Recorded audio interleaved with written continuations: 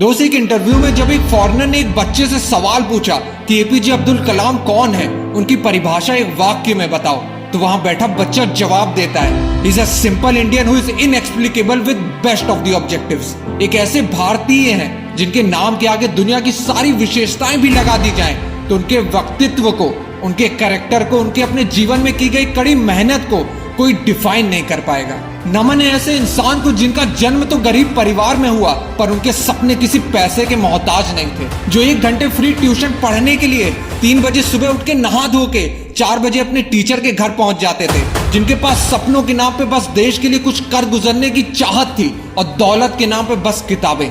जिन्होंने अखबार बेचने से लेकर 2002 में भारत के 11वें राष्ट्रपति बनने तक का सफर तय किया। जिन्हें 38 यूनिवर्सिटी से यूनिनरी डॉक्टरेट के खिताब से नवाजा गया। एक ऐसी हस्ती जो 26 मई 2005 को जब स्विट्जरलैंड में लैंड करता है, तो उस दिन को उस देश में साइंस डे घोषित कर दिया जाता है। पद्म भूषण, पद्म विभूषण, भारत रत्न, जिन्हें भारत के 3 सर्वोच्च सिविलियन अवार्ड मिल चुके हैं। उनका पूरा जीवन ही हद पार मेहनत करने की परिभाषा है। दोस्तों, आज उनके जीवन का ये किस्सा सुना के तुम्हें अपने सपनों के लिए हद पार मेहनत करने के लिए दिल में आग लग जाएगी।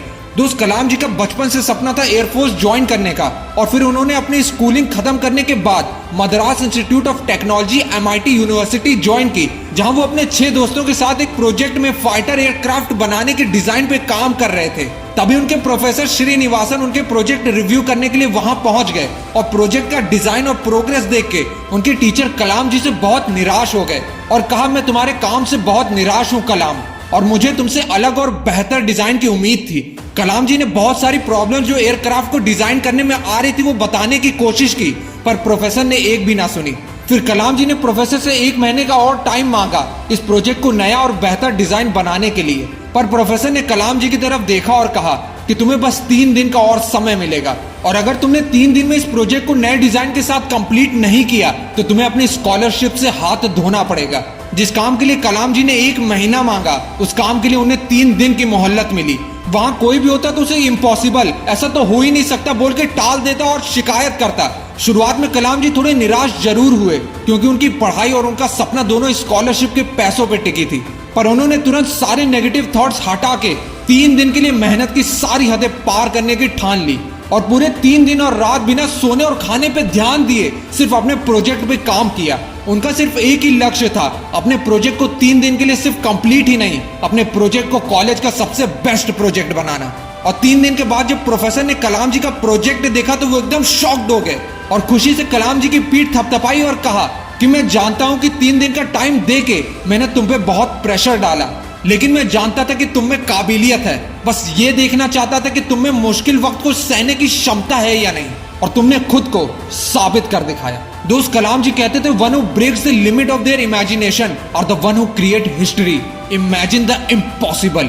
अपनी सोच की कोई सीमा मत रखो, तुम असंभव भी कर सकते हो। मनुष्य को जीवन में कठिनाइयों का सामना करना पड़ेगा, क्योंकि सफलता का आनंद उठाने के लिए वो आवश्यक है।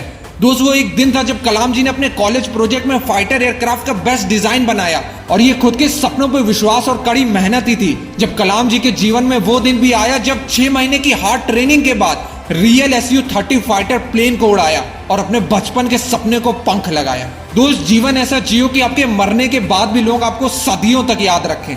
दोस्त, अगर तुम्हारे अंदर भी अपने सपनों को लेके ऐसी आग है तो कलाम जी की इस बात को समझो कि जिंदगी में एक लक्ष्य रखो और लगातार ज्ञान प्राप्त करते रहो, कड़ी मेहनत करो और महान जीवन को प्राप्त करने के लिए दृढ़ रहो। महान लक्ष्य के सामने महान कठिनाइयां भी आएंगी, पर इसका मतलब असंभव नहीं है। इसका सीधा मतलब है आपको कड़ी मेहनत करनी पड़ेगी, और तुम्हारी मेहनत ही तुम्हारे कल के सपनों की चाबी होगी। दोस्त, हद पार मेहनत करने के लिए खुद को तैयार रखो, क्योंकि जिस दिन तुम्हारी मेहनत का सिक्का उछलेगा उस दिन हेड भी तुम्हारा होगा और टेल भी तुम्हारा। कसम खाओ कि अपने सपनों के लिए मेहनत करने के लिए हर हद पार करने के लिए तैयार रहोगे। जय हिंद, जय भारत, जय कलाम जी। मिलते हैं अब नेक्स्ट मोटिवेशनल फ्लाइट के साथ। This is Ashish, bye bye.